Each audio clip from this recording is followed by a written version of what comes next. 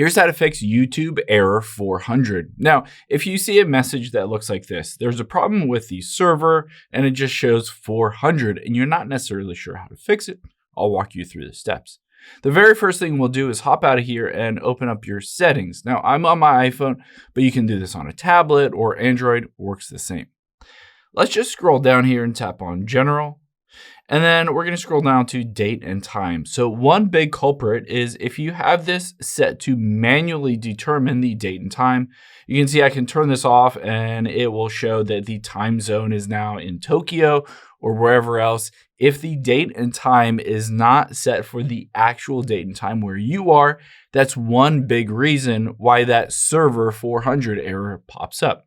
So make sure you turn it on to set it automatically to where you physically are.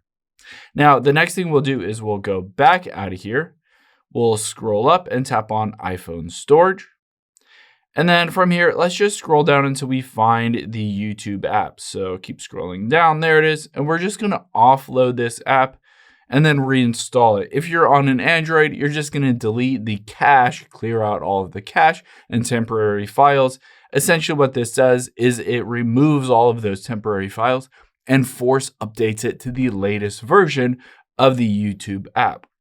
Now, after this reinstalls, you can just open it up to check to see, all right, can I open it? Does it show up that 400 error?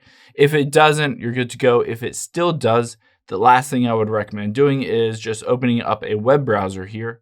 And we're going to type in, is YouTube down?